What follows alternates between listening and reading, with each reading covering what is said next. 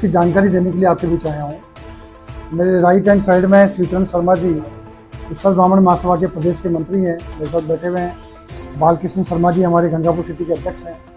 हमारी महिला अध्यक्ष बैठी हुई हैं, युवा अध्यक्ष बैठे हैं और हमारे समाज की पूरी टीम आपके साथ बैठी हुई है। हमारा मुख्य उद्देश्य 3 तारीख को ब्राह्मण महासंगम करने का यही है कि सर्व ब्राह्मण महासभा ने एक लंबे समय तक ब्राह्मण सहित आरक्षण से वंचित जातियों के लिए एक लंबी लड़ाई लड़ी। 1999 से लेकर के 2018 तक हमारा संघर्ष लगातार जारी रहा और हमारा उद्देश्य ये था कि 14% आरक्षण जो आरक्षण से वंचित जाति हैं इनको मिले।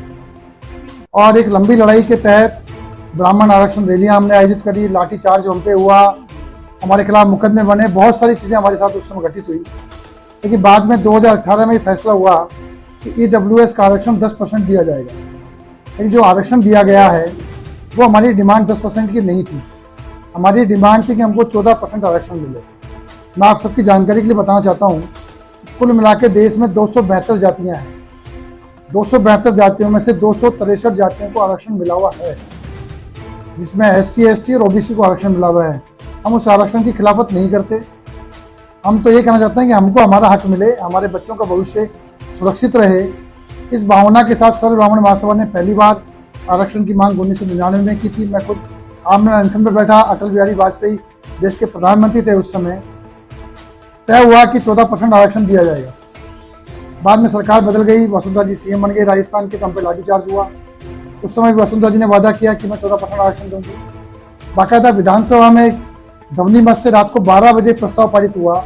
तो देश की पहली घटना थी कि रात को 12 बजे विधानसभा खुली और विधानसभा में सर्व ब्राह्मण महासभा की मांग पर विचार हुआ कि 14% आरक्षण दिया जाएगा। उसमें दोनों पार्टियों ने इस बात का समर्थन किया कि 14% आरक्षण दिया जाए। बाद में सरकार अशोक गहलोत जी की बन गई, उन्होंने भी इसका समर्थन किया। तो लगातार 14% आरक्षण की बात चल रही थी, अभी 10% कहाँ से आ गया।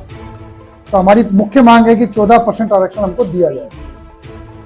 दूसरा, आज हर समाज का विश्वविद्यालय बना हुआ है, तो क्यों नहीं ब्राह्मण समाज का भी भगवान परशुराम जी के नाम से विश्वविद्यालय बने।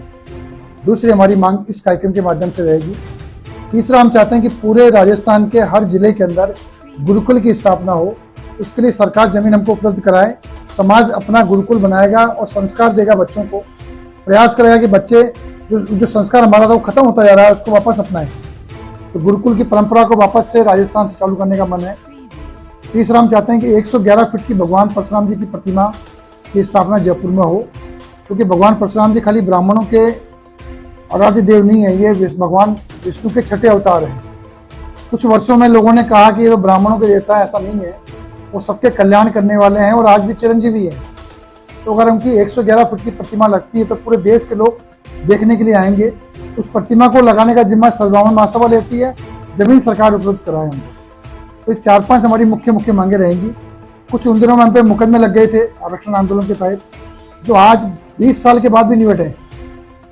सामान्यतः सरकारें बदलती हैं, आती है, जाती हैं, और वो हर बार जो मुकदमे लगते हैं जो राजनीतिक रूप से लगे होते हैं उनको हटा देते हैं।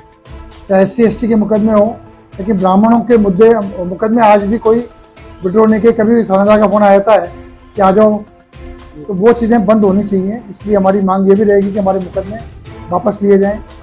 ये 5-7 विषय हमने रखे हैं और पूरे राजस्थान से सभी जगह से मैं जा रहा हूँ, प्रयास कर रहा हूँ कि हर विधानसभा क्षेत्र के हर पोलिंग बूथ से 1 आदमी, 2 आदमी, 5 आदमी, 10 आदमी निकल जाए। ये पहली बार ऐसा अधिवेशन होने जा रहा है देश के अंदर, इसमें पोलिंग बूथ से भी कार्यकर्ता निकल के जाएगा और ये मैसेज देगा कि हर पोलिंग बूथ पर ब्राह्मण समाज का व्यक्ति बैठा हुआ है। कोई भी राजनीतिक पार्टियों को ये कम नहीं आंकना चाहिए ब्राह्मणों को। राजस्थान में एक जमाने में 65 ब्राह्मण हुआ करते थे विधायक, आज हमको टिकट देते नहीं हो आप। आज मैं गंगापुर सिटी की बात करता हूँ, यहाँ ब्राह्मण को टिकट मिलना चाहिए। 30,000 से ऊपर की आबादी है और ब्राह्मण का किसी जाति से विरोध नहीं है, ब्राह्मण सबको साथ लेके चलता है। तो ऐसी परिस्थितियों में ब्राह्मणों का सम्मान बढ़े और एक ताकत के रूप में हम समाज को दिखाना चाहते हैं कि ब्राह्मण कभी किसी का ना तो विरोध करता है ना विरोध में आएगा, लेकिन अपने हक की लड़ाई लड़ना वो जानता है। इस भावना के साथ 3 तारीख को हम लोग जयपुर में महासंगम करने जा रहे हैं। तो सर, हाल ही के दिनों में अलग अलग जो सामाजिक संगठन है जो ब्राह्मण समाज से जुड़े हुए हैं, उन्होंने भी अपने अपने लेवल पर, अपने अपने स्तर पर, देखिए, मेरा ये मानना है कि समाज के कार्यक्रम चलते रहने चाहिए। राजस्थान में अब 85 लाख ब्राह्मणों की आबादी है, कोई एक संगठन सबको जोड़ नहीं सकता, इसलिए सब लोग अपना अपना प्रयास करें। पर क्योंकि सर्व ब्राह्मण महासभा ने इस आरक्षण आंदोलन को आज बनाया, तैयार किया और इतने वर्षों की हमारी तपस्या है इसके अंदर, हमारे संगठन ने लाठियां भी खाई हैं, मुकदमे भी झेले हैं, आज भी झेल रहे हैं। तो ये संगठन किसी की बराबरी करने की बात नहीं करता, लेकिन ये जरूर कहता है कि संगठन ने त्याग और तपस्या ज़्यादा की है, तो हम समाज को वापस एक नई दिशा दें। इस भावना के साथ ये आयोजन हो रहा है, किसी का कोई विरोध नहीं है, सबको बुलाया जाएगा, वो सब आएंगे भी। और मेरा तो ये मानना है कि ब्राह्मणों का काम है, सब आए। और जातियों को भी कहता हूँ कि तुम भी आओ, ब्राह्मणों को आशीर्वाद लेने की क्या कमी है हमारे पास। ब्राह्मण श्राप भी देना जानता है और वरदान देना भी जानता है। जयपुर में विद्यानगर स्टेडियम पर कार्यक्रम होगा 3 तारीख को। नहीं, मेरा कहने का मतलब ये था कि जैसे अलग अलग जो संगठन है अपने ही ब्राह्मण समाज से जी, जुड़े जी, हुए, जी, और जी। सरकार तक बातें उन्होंने भी पहुंचाई है, उसी का एक नतीजा निकल करके आया कि हाल ही के दिनों में बड़ा फैसला हुआ कि सीपी जोशी जो प्रदेश अध्यक्ष बनाए गए हैं।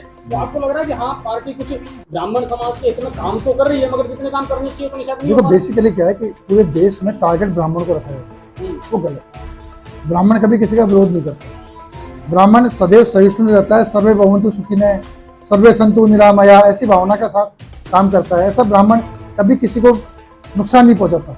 आप गांव तहसील में जाके देखेंगे तो ब्राह्मण का किसने विरोध किया होगा? ब्राह्मण ने कभी किसी का विरोध नहीं किया, स्वभाव नहीं है। तो ऐसी जाति को आगे बढ़ाने का अवसर मिलना चाहिए। आज भी गांव में कहते हैं कि गरीब ब्राह्मण है, तो उस गरीब ब्राह्मण को इस दिशा में तो आगे बढ़ाओ कि यार अपने जीवन की रोटी चला सके। नौकरी उसके पास है नहीं, उसके बच्चों के पढ़ने के बाद उसका व्यवसाय नहीं है, तो नौकरियां मिलती नहीं है, तो करे क्या ब्राह्मण? तो मेरा तो कहना है कि ब्राह्मण समाज को आगे बढ़ाने, अभी मैं कल परसों देख रहा, तेलंगाना के अंदर ब्राह्मण समाज के लिए 1000 करोड़ का बजट रखा गया है। वो डिमांड नहीं की थी ब्राह्मण समाज ने, पर उसको समझ में आया मुख्यमंत्री केसी राव को कि ब्राह्मण को आगे बढ़ाएंगे तो देश आगे बढ़ेगा। जो बार बार कहते हैं हिंदू बचेगा, हिंदू बचेगा तो ब्राह्मण से बचेगा ना। वो तो आज शादी ब्याह करते हैं, शादी में बजट होता है 50 लाख रुपए का, और ब्राह्मण को दक्षिणा देते हैं 2000 रुपये। सारा काम करता कौन है? शादी कौन कराता है? अगर ब्राह्मण ही हो, शादी कैसे होगी? अब 2000 देते हैं उसको, जोर आए, कहे पंडित जी जल्दी जल्दी शादी कराओ यार। तो ये संस्कार, मेरा ही मानना है कि सबको ब्राह्मण का सम्मान करना चाहिए, और गाय की और ब्राह्मण की सेवा कभी बेकार नहीं जाती है। सब ब्राह्मण अच्छा, राजनीतिक नेतृत्व को लेकर के बिल्कुल राजनीति में बिल्कुल ब्राह्मणों को, मैं कह रहा हूँ ना, गंगापुर सिटी जैसी सीट है, यहाँ ब्राह्मणों को टिकट मिलना चाहिए। दोनों पार्टियों से मैं तो आह्वान करता हूँ, दोनों ब्राह्मण को टिकट दो, एक जीत के आएगा। लेकिन समाज में जो अंदरूनी स्थिति है वो भी ज्यादा सुखद नहीं है। नहीं, ब्राह्मण समाज का आर्थिक रूप से, सामाजिक रूप से कमजोरी आई है। पहले दूर से देखते ब्राह्मण को प्रणाम करते थे लोग, अब ब्राह्मण को गाली बकते हैं। तो वो ये सब चीजें बदल रही है, और उसके बदलाव में हम चाहते हैं कि ब्राह्मण का सम्मान बढ़े, और इसके लिए 3 तारीख का संगम अपने आप में एक अद्भुत कार्यक्रम होने वाला है। और आपसे भी आगे करूँगा, आप सब लोग वहाँ पधारो। इसका पूरा प्रारूप क्या रहेगा? किस तरह लोग वहाँ पहुंचेंगे? अपने अपने साधनों से आएंगे, अपने अपने साधनों से आएंगे, अपने अपने स्तर पर आएंगे। सामाजिक काम है, किसी की बेटी का ब्याह नहीं है तो किसी को बस दी जाएगी। आप लोग अपने अपने स्तर पर आएंगे और आकर के समाज की एकता दिखाएंगे।